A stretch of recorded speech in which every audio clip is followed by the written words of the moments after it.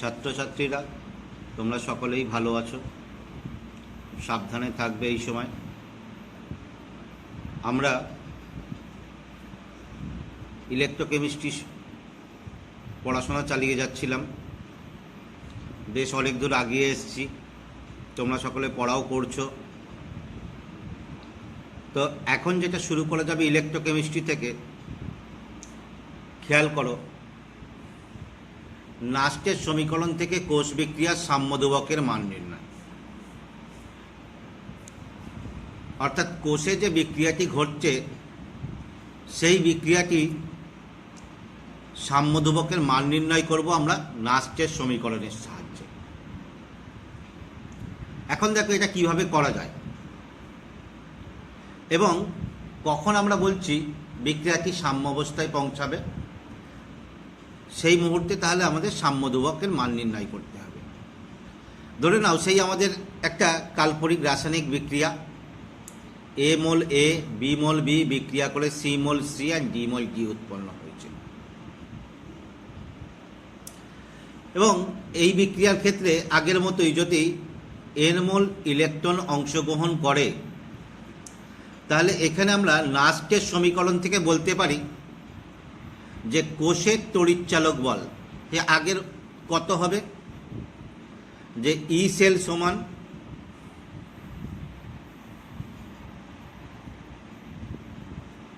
E0 cell minus RT by NF ln প্রোডাক্টের concentration অর্থাৎ C to the power C D to the power D by A to the power A B to the power B। এইটা তাহলে এইটা হলো নাস্টের সমীকরণ। এই সমীকরণ তোমরা আগেও দেখেছো, যেখানে ই সেল কোষের তড়িৎচালক বল, E0 সেল কোষের প্রমাণ তড়িৎচালক বল, আর টি NF গুলো জানো, এর মধ্যে N কি, কোষ বিক্রিয়ায় অংশগ্রহণকারী ইলেকট্রনের মোল সংখ্যা। এবার দেখো এই টার্মটা তোমরা দেখেছো রাসায়নিক সাম্যে খুব, যে বিক্রিয়াজাত পদার্থের মোলার গাঢ়ত্ব বা বিক্রিয়ক পদার্থের মোলার গাঢ়ত্ব, টার্মটাকে দুটোভাবে দেখেছো। একটা কি দেখেছো, সাম্য অবস্থায় এই অনুপাত, সাম্য অবস্থায় যখন এই অনুপাতটা হবে তখন আমরা এই অনুপাত থেকে কি বলবো, সাম্য ধ্রুবক। এছাড়া আরেকটা আমরা দেখেছি যে বিক্রিয়ার যে কোনো মুহূর্তে এই অনুপাতটা, যাকে আমরা কিউ দ্বারা প্রকাশ করি, যেটাকে বলা হয় বিক্রিয়া coefficient.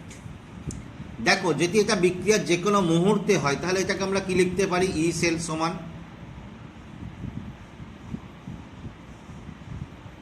E0 cell minus RT by NF into ln Q. কিউটা কি, বিক্রিয়ার কোএফিসিয়েন্ট, অর্থাৎ যে কোনো মুহূর্তে বিক্রিয়াজাত পদার্থের মোলার গাঢ়ত্ব এবং বিক্রিয়ক পদার্থের মোলার গাঢ়ত্বের অনুপাত, এটা যে কোনো মুহূর্তে। এবার ধরো বিক্রিয়াটা কখন শুরু হচ্ছে, বলছে দেখো যখন আমি ঠিক বহির্বর্তনীর মাধ্যমে সংযোগ স্থাপন করব, সেই মুহূর্তে কোষ বিক্রিয়াটি শুরু হবে। এবং তোমরা এর আগে কোষের তড়িৎচালক বল এর ক্ষেত্রে দেখেছো, কোষের তড়িৎচালক বলটা কি, ঠিক সংযোগের মুহূর্তে বা মুক্ত অবস্থায় থাকা কোনো বর্তনীর ক্যাথোড এবং অ্যানোডের তড়িৎচালক বলের পার্থক্য। তাহলে যখনই বর্তনী সংযোগের মুহূর্তে, অর্থাৎ যখনই বর্তনীটা সংযোগ করছি তখন কোষ বিক্রিয়া শুরু হচ্ছে, সেই সময় কোনো একটা কোষের শক্তি সর্বাধিক হবে, অর্থাৎ কোষের তড়িৎচালক বল কি হবে, সেই মুহূর্তে সর্বাধিক হবে। অর্থাৎ ই সেল সমান ই ক্যাথোড মাইনাস ই অ্যানোড। এটা কেমন হবে, শুরুর মুহূর্তে সর্বাধিক। এবার দেখো একটা ব্যাটারির ক্ষমতা বা একটা কোষের ক্ষমতা সময়ের সঙ্গে বা ব্যবহারের সঙ্গে সঙ্গে আস্তে আস্তে কমতে থাকবে। অর্থাৎ ব্যাটারির ক্ষমতা কি, ক্যাথোড এবং অ্যানোডের তড়িৎচালক বলের পার্থক্য। সময়ের সঙ্গে সঙ্গে কমতে থাকবে, বিক্রিয়াও কি হবে, সময়ের সঙ্গে সঙ্গে অগ্রসর হতে থাকবে।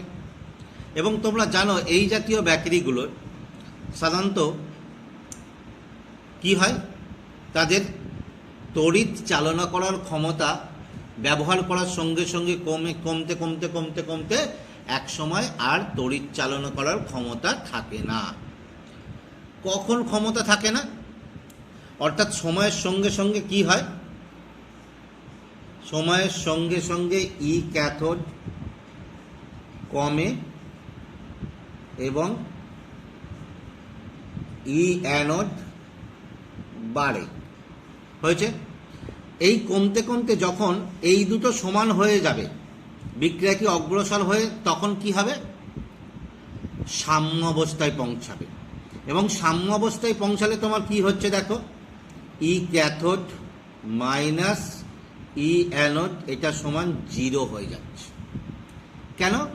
কারণ তখন আর কোনো তড়িৎ প্রবাহ হচ্ছে না, ক্যাথোড এবং অ্যানোডের তড়িৎদ্বার বিভব সেই মুহূর্তে কি হচ্ছে, সমান। এবং বিক্রিয়াটা কি হয়েছে, কখন এই ঘটনা ঘটবে, যখন বিক্রিয়াটি সাম্য অবস্থায় পৌঁছাবে। এছাড়াও দেখো তোমাদের আরেক প্রকার ব্যাটারি বলবো যেগুলোকে রিচার্জ করা যায়, সেটা বলবো একটু। তাহলে যদি সাম্য অবস্থায় পৌঁছালে ই ক্যাথোড এবং ই অ্যানোড সমান হয়ে যায়, তাহলে ই সেল সেখানে কি হয়ে যাবে, 0 হয়ে যাবে। এবং এখান থেকে আমরা বলতে পারি যে E cathode equal to E anode হবে। তাহলে এখন যদি আমরা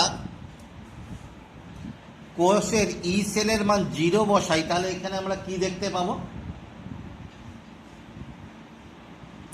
এই আগের নাস্টের সমীকরণ থেকে 0 ইকুয়াল টু ই 0 সেল, এটা 0 হবে না, কারণ এটা প্রমাণ অবস্থায় কোষের তড়িৎচালক বল, minus R T by N F L N K. এখন কিন্তু আর বিক্রিয়া কোষের না, কারণ বিক্রিয়াটা সাম্য অবস্থায় পৌঁছে গেছে। তোমরা জানো সাম্য অবস্থায় কিউ সমান কে, তাহলে কে, তাহলে এখান থেকে কি পাচ্ছ, এলএন কে সমান E 0 cell into N F by R T, বা এটাকে আমরা বলতে পারি এলএন আর বা এলএন কে সমান N F E 0 by R টি। এখানে ই 0 মিনস ই 0 সেল। এই সমীকরণের ক্ষেত্রে আর সেলটা যখন এসে গেছে, তখন এই সেল কথাটাকে আর বারবার লিখে ব্যবহার না করে শুধু আমরা ই 0 লিখে দিচ্ছি। তাহলে এটাই হলো তোমার কি আছে, কোষের সাম্য ধ্রুবকের মান। এটাকে যদি আমরা নেপিয়ার লগারিদম থেকে নর্মাল লগে নিয়ে যাই, তাহলে কি হয়ে যাবে, অল লগ কে। কি করতে হয়, 2.303 দিয়ে গুণ, তাহলে এদিকে গেলে ভাগ, তাহলে এন এফ ই 0 বাই 2.303 আর টি।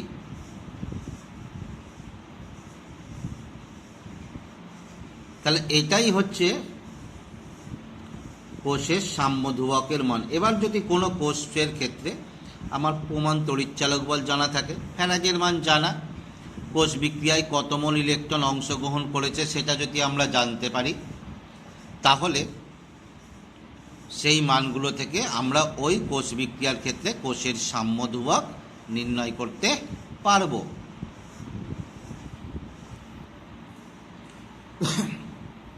এরপরে আসছি দেখো গাঢ়ত্ব কোষ, কনসেন্ট্রেশন সেল।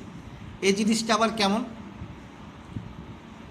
বলছি, দেখো গাঢ়ত্ব কোষটা কি হবে, তোমরা দেখেছো কোষের তড়িৎদ্বার বিভবের মান নাস্টের সমীকরণ থেকেও পেয়েছো, তড়িৎদ্বারের গাঢ়ত্বের উপরে নির্ভর করে।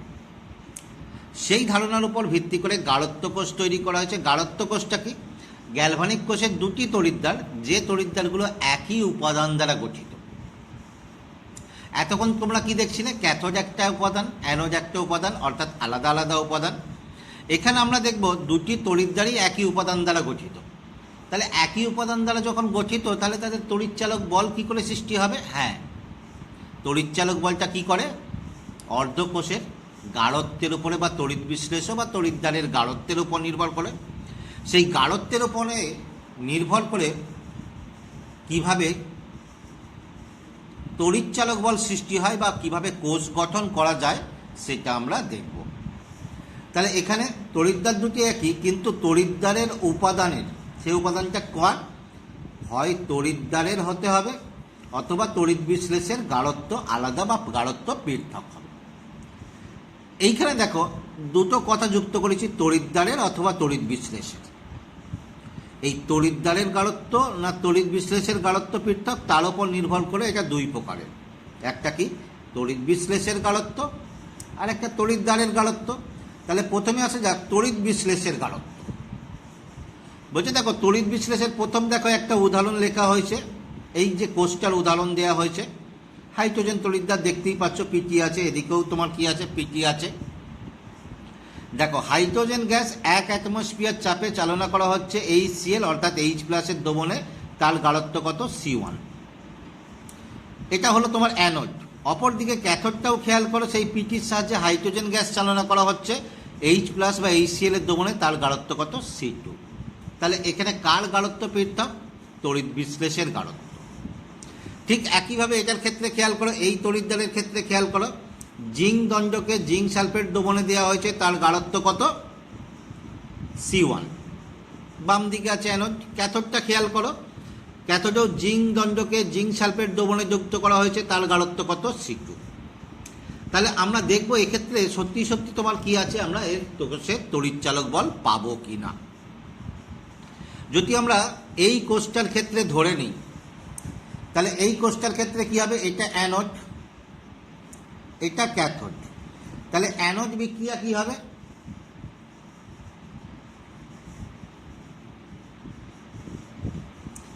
অ্যানোড বিক্রিয়া কি হয়ে যাবে, অ্যানোডে জারণ ঘটবে, অর্থাৎ Zn ইলেকট্রন ছেড়ে দিয়ে Zn2+।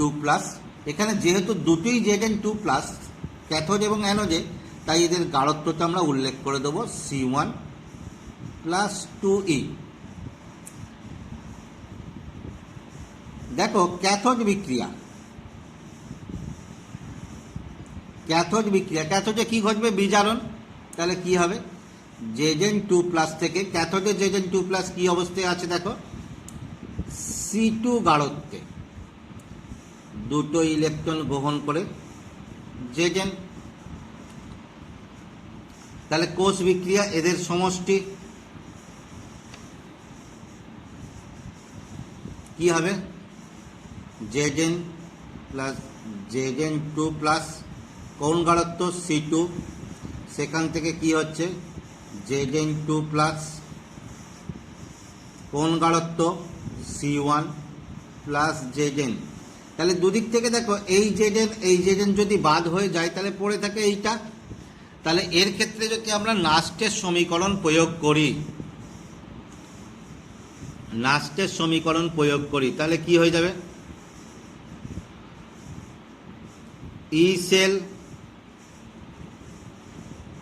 সমান E0 সেল মাইনাস, একদম মান বসিয়ে করে দিচ্ছি, 0.059 বাই কত মোল ইলেকট্রন অংশগ্রহণ করেছে, 2 মোল। তাহলে 0.059/2 লগ কোনটা, প্রোডাক্ট। তাহলে প্রোডাক্ট কি আছে,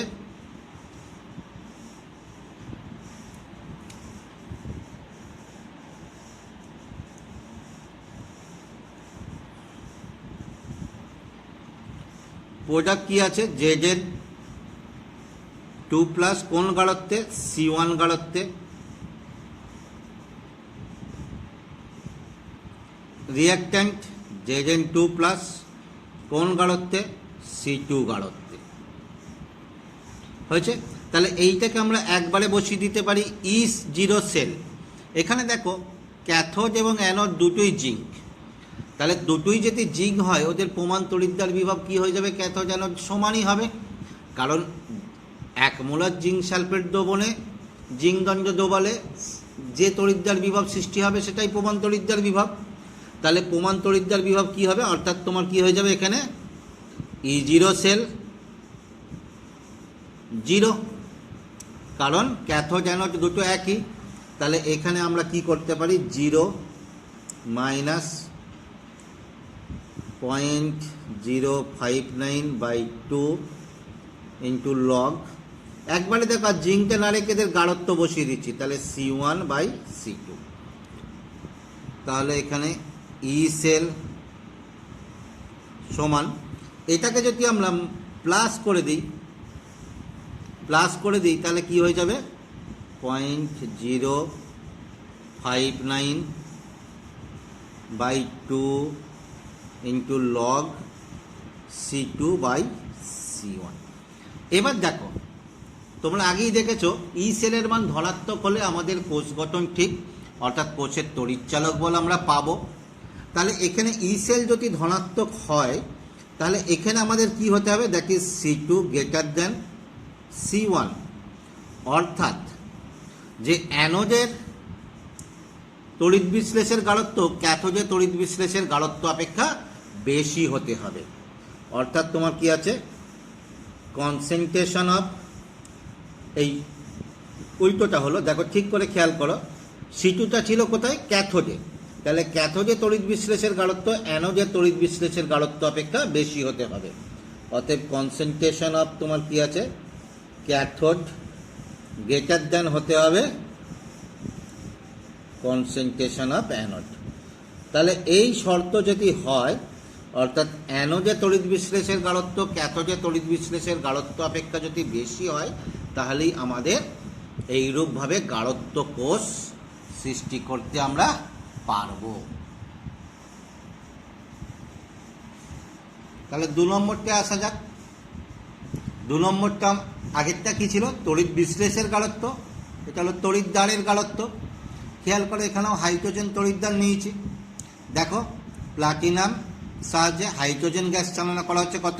HCl এর দ্রবণে, যার গাঢ়ত্ব C মোলার। অপরদিকে এদিকটা খেয়াল করো, প্লাটিনামের সাহায্যে হাইড্রোজেন গ্যাস চালনা করা হচ্ছে HCl এর দ্রবণে, যার গাঢ়ত্ব C মোলার। এখন এই দ্রবণের গাঢ়ত্ব একই হয়, একটা দ্রবণে চালনা করলেই হবে দুটো তড়িৎদ্বারের সাহায্যে। এখানে ভালো করে খেয়াল করো, একটা দ্রবণে চালনা করা হয়েছে, তোমাদের আগেই বলা হয়েছিল দ্রবণে চালনা করা হয়েছে, ফলে কোনো সল ব্রিজ ব্যবহার করতে হয়নি। সেই জন্য দেখো কোষের সাংকেতিক প্রকাশে আমরা কোনো উলম্ব দাড়ি দেইনি। তাহলে এই দিকটা তোমার কি আছে? এই অংশটা অ্যানোড, এই অংশটা ক্যাথোড। তাহলে এখানে দেখো অ্যানোড বিক্রিয়া, জারণ ঘটবে। কি ঘটবে? হাইড্রোজেন গ্যাস ইলেকট্রন ছেড়ে দিয়ে H প্লাস 2E। তবে এইখানে দেখো যেটা খেয়াল করো, একই দ্রবণে চালনা করা হলো, যে হাইড্রোজেন গ্যাসটা চালনা করা হচ্ছে খেয়াল করো, এটা কত? P1 চাপে, এটা কত? P2 চাপে। তাহলে এইখানে হাইড্রোজেন গ্যাসটা কি আছে? চাপটা উল্লেখ করে দিলাম, P1 চাপে। ক্যাথোড বিক্রিয়া, বিজারণ বিক্রিয়া ঘটবে, তাহলে সেখানে কি ঘটবে? 2H প্লাস 2E, সেখান থেকে কি হবে? হাইড্রোজেন। কোন চাপে? ক্যাথোডে আছে, P2 চাপে। তাহলে কোষ বিক্রিয়া খেয়াল করো, H2 P1 plus 2H plus, সেখান থেকে কি হচ্ছে? H2 P2 চাপে 2H প্লাস। তাহলে দেখো এই দুদিকেই 2H প্লাস অমিট করে দিলে তাহলে বিক্রিয়াটা কি থাকছে? H2 P1, সেখান থেকে H2 P2। তাহলে এদের ক্ষেত্রে যদি আমরা ই সেল করি, ই সেল সমান E0 সেল মাইনাস 0.059, কত মোল ইলেকট্রন? 2 মোল ইলেকট্রন, 2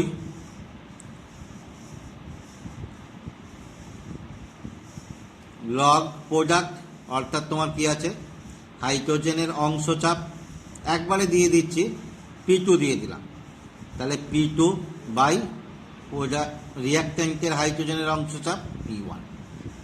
এখানেও দেখো সেই ই সেল জিরো, এই ই সেল বলছি E0 sell, E0 sell zero, তাহলে ই সেল সমান 0 minus 0.059/2 log P2 by P1।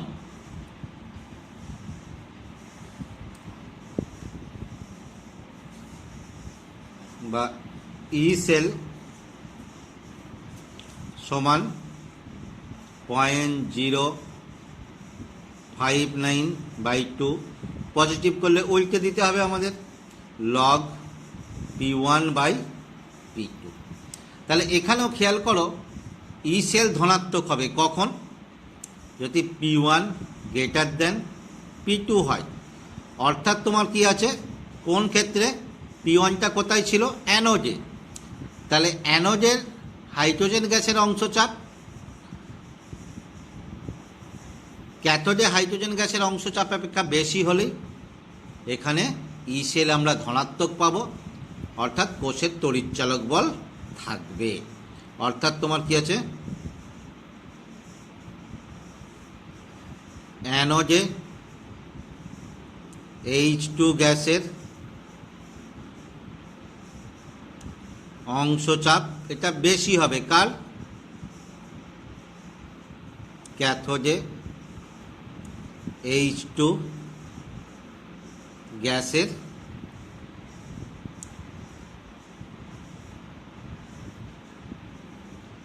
অর্থাৎ অ্যানোডে H2 গ্যাসের অংশ চাপ ক্যাথোডে H2 গ্যাসের অংশ চাপ অপেক্ষা বেশি হলেই এখানে আমরা ই সেল ধনাত্মক পাব এবং কোষ থেকে তড়িৎচালক বল সৃষ্টি হবে। আচ্ছা, এবার আমরা শুরু করব কোনো একটা তড়িৎ বিশ্লেষের যদি গাঢ়ত্ব অজানা থাকে তাহলে সেটা আমরা নাস্টের সমীকরণ থেকে কিভাবে নির্ণয় করব। খেয়াল করে এখানটা নাস্টের সমীকরণ দ্বারা অর্ধকোষের তড়িৎ বিশ্লেষের গাঢ়ত্ব নির্ণয়, সেটা কিভাবে করব আগে দেখা যাক কীরকম গাঢ়ত্ব। দেখো এই কোষের উদাহরণটা খেয়াল করো, একটা কোষের উদাহরণ নেওয়া হয়েছে যেখানে জিঙ্ককে জিঙ্ক সালফেট দ্রবণে নিমজ্জিত করা হয়েছে। এই জিঙ্ক সালফেটের গাঢ়ত্ব কত 0.1 মোলার। আর এটা হলো অ্যানোড। ক্যাথোডটা খেয়াল করো, ক্যাথোডকে কি করা হয়েছে ক্যাডমিয়ামের যে কোনো একটা লবণে ক্যাডমিয়াম সালফেট বা ক্যাডমিয়াম ক্লোরাইডে নিমজ্জিত করা হয়েছে, কিন্তু ক্যাডমিয়াম দ্রবণের গাঢ়ত্বটা অজানা। এই গাঢ়ত্বটা আমরা কিভাবে নাস্টের সমীকরণ থেকে নির্ণয় করতে পারবো। তাহলে আগে কোষ বিক্রিয়া লিখে ফেলা যাক। দেখো অ্যানোড বিক্রিয়া কি হবে,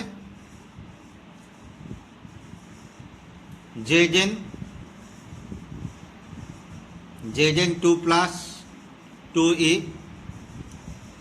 ক্যাথোড বিক্রিয়া তাহলে কি হবে, ক্যাথোডে বিজারণ অর্থাৎ Cg2+ 2E Cd। কোষ বিক্রিয়া সমষ্টি নাও, তাহলে Zn Cg2+, সেখান থেকে Zn2+। কোষের তড়িৎচালক বল ই সেল কি হবে, E0 cell minus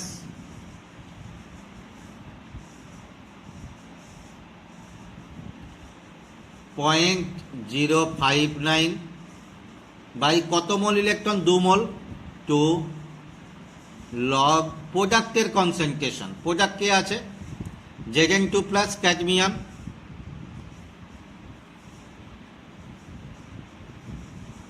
Zn2+ Cg। রিঅ্যাক্ট্যান্টে দেখো Zn আর ক্যাডমিয়াম আয়ন, Zn ক্যাডমিয়াম 2+। এবার এই দেখো ক্যাডমিয়াম ধাতু জিঙ্ক ধাতু সক্রিয়তা 1, তাহলে কি হবে ই সেল সমান E0 সেল মাইনাস 59/2, তাহলে কি রইল Zn2 plus by Cd2 plus. সেখান থেকে দেখো আমরা যদি গাঢ়ত্বগুলো বসিয়ে দিই তাহলে ই সেল সমান E0 সেল 0.059/2। এবার দেখো তড়িৎ বিশ্লেষে জিঙ্কের গাঢ়ত্ব কত ছিল খেয়াল করো 0.1 মোলার, ক্যাডমিয়ামের গাঢ়ত্ব অজানা, তাহলে এটা বসিয়ে দিলাম লগ 0.1 বাই ক্যাডমিয়ামের C1। এখান থেকে খেয়াল করো কোষের তড়িৎচালক বল আমরা পটেনশিওমিটার থেকে পাবো, ই সেল আমরা ওদের প্রমাণ তড়িৎচালক বল থেকে নির্ণয় করব। তাহলে সেইখান থেকে তোমার কি হবে আমরা এই C1 অজানা যে গাঢ়ত্ব এই C1 এর মান নির্ণয় করতে পারবো। তাহলে এখান থেকে তোমার কি আছে এই সমীকরণের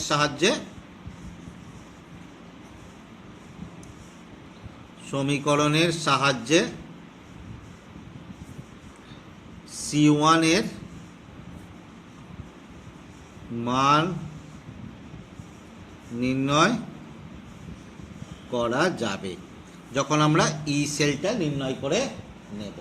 তাহলে এখানে আমরা দেখো খেয়াল করো এখানে আমরা দেখলাম যে কোনো কোষের একটি অর্ধকোষের গাঢ়ত্ব নির্ণয় করতে পারবো যদি ওই অর্ধকোষকে একটি গাঢ়ত্ব জানা অর্ধকোষের সঙ্গে যুক্ত করে কোষ গঠন করা হয় এবং কোষ গঠন করে ওদের তড়িৎচালক বল পরিমাপ করলেই আমরা সেই তড়িৎচালক বলের মানের সাহায্যে ওই অর্ধকোষটির গাঢ়ত্ব নির্ণয় করতে পারবো।